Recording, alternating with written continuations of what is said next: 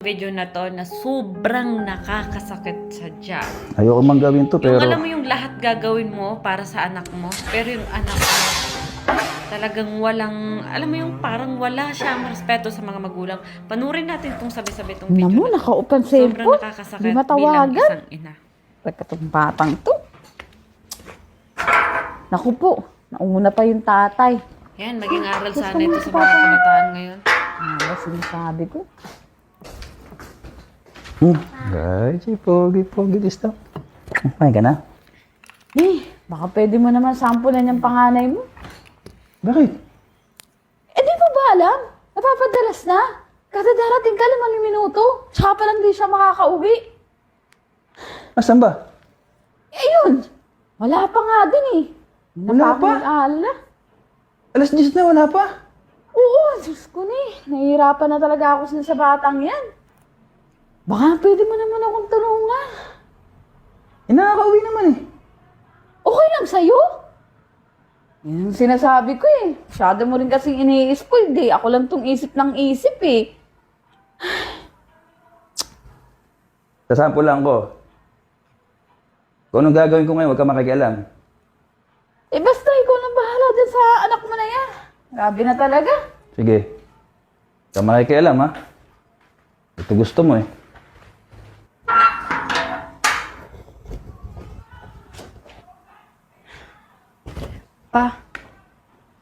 Papa, pasensya na po. Ngayon lang po ako nakauwi. Tinapos na po namin yung project po namin. Oh. Okay lang yun. Kuha mo na. Para pagod na pagod ka eh.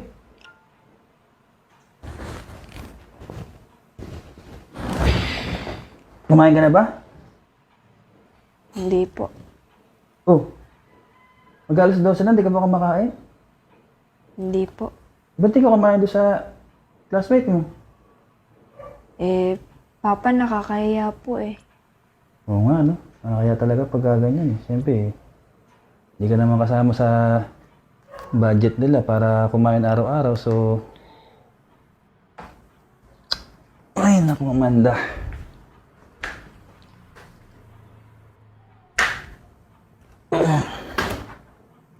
Bakit?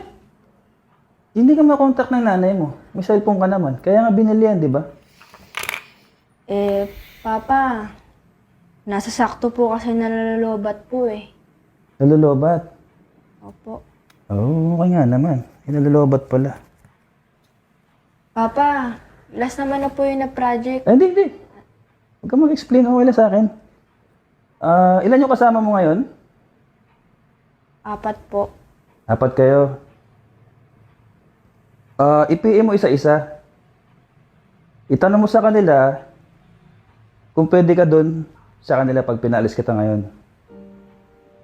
Po? I-PM mo. Yung lagi-lagi mo kasama. Di ba, madalas ang uwi mo, nauuna lang ng ilang minuto parating na ako. So, ibig sabihin, binibigyan mo sila ng importansya. Ibig sabihin, wala kang pakialam sa nanay mo rito sa gawaing bahay. Ibig sabihin, mas masaya ka dun. Ngayon, tanungin mo sila kung sino sa kanilang 4 ang tatanggap sa'yo pag pinaalis kita ngayon. Sige na! Ipayin mo. Ayan, aral sa mga estudyante ng ganita na. 4, di ba? Ihuli mo yung pinanggalingan mo ngayon. Pa, Oh, ang sabi ni isa? bawal daw po. Magalit daw po yung nanay. Yan yung isa. Bawal. Oh, di ba? Oh, may 3 pa. Huwag ka mawala ng pag-asa. May 3 ka pang ano. Oh, pay mo ulit. Papa, eto naman pong isa. Ayaw daw po nila kasi baka madamay daw po sa problema. Oh, dapat kasi hindi mo sinabi may problema. Ba't sinabi mo kasi may problema? So, dalawa na lang. Oh, sige. Yung dalawa. Baka sakaling yan ang tutulong sa'yo. Papa, yung isa po, sabi niya po, sa iba na lang daw po. Bawal daw po sa kanila. Bakit daw bawal? Papa, nakikitira lang din po sila. Oo nga naman, siyempre.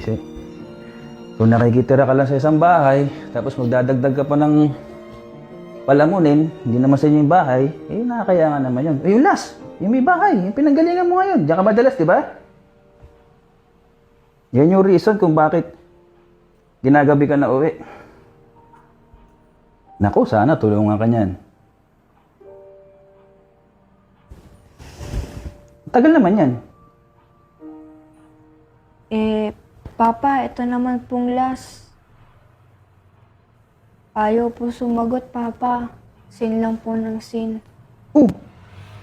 Sila lang sim, pero pagka kasiyahan yung usapan nyo, ang bilis nyo magsagutan. Nakita mo, Amanda? Nakita mo yung nagiging reason kung bakit ka nagiging masamang anak sa amin? Dahil sa 4 na yan? Pero ni isa pala, walang tatanggap sa'yo pag pinaalis kita ngayon? Yung 4 na barkada mo na yan, na masayang masaya habang kasama ka, habang yung nanay mo rito, hirap sa gawaing bahay. Na yung 4 na yan, ni isa dyan wala naglaban ng uniforme mong yan. Ni isa sa 4 na yan, wala nag-alala sa'yo. O naglagay ng bimpo sa ulo mo pag may lagnat ka. Puro nanay mo, di ba, Amanda?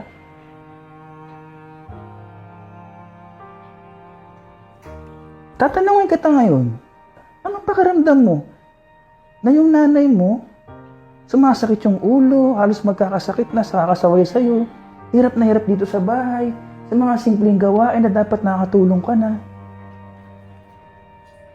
Sa edad mong ganyan, 16.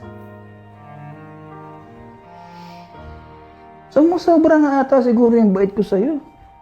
Kasi alam mo ko dati, walang-wala yung katigasan ng ulo mo. Grabe ako sakta ng lolo't lola mo, pero hindi ko ginagawa sa'yo eh. Pansin mo? Sumagot ka ngayon, anong pakiramdam mo na yung 4 na halos ipagpalit mo kami at baliwalain mo yung nanay mo dyan, unang-una, na hindi ka pala kayang tulungan ngayon kung magipit ka.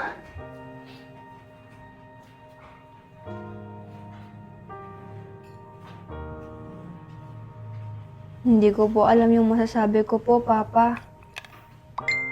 Pero, ayaw ko din po kasing umalis dito. Ayaw mo pala umalis dito. Bakit inaabot ka ng alas 12 ng gabi sa kalye? Alas 5 lang ang uwian nyo. Ayaw mo palang umalis dito. Pero pagtapos ng school mo, ayaw mo umuwi dito ng maayos. Ayaw mong umuwi sa oras. Tingnan mo, wala ka pang kain, alas 12 na. Yung nanay mo, nagluluto na ng maaga para pagdating mo galing eskwelahan, may kakainin ka, may kakainin tayo. Ayaw mo palang umalis dito, bakit alis ka ng alis? Bakit parang kontrabida sa yung nanay mo? Bakit parang bidang-bida sa yung mga barkada mo?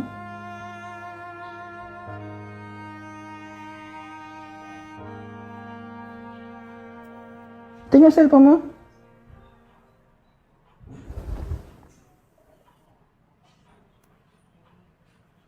Bago ko ibigay sa'yo to, kabilin-bilinan ko pa, huwag kang babaguhin. Huwag kang magpakontrol sa cellphone, yung tipong hindi ka na maaasahan dito. Binigay ko sa'yo to kasi masipag kang bata. Tumutulong ka sa nanay mo dati. Isang tawag lang, sagot ka agad. Magmula nang dumating to, lahat yun nawala. At ngayon, palala ka ng palala. Alas 12 na ng gabi.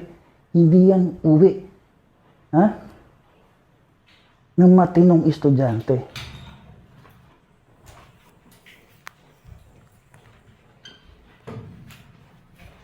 So ngayon, dahil alam mo wala namang tutulong sa'yo, sa halos ilang oras na kausap mo sa cellphone na to, at ilang araw mong ginagawa pa ulit-ulit na hindi umuwi sa oras, parang ito nga yung naging problema natin. At parang masisisi pa ako ng nanay mo.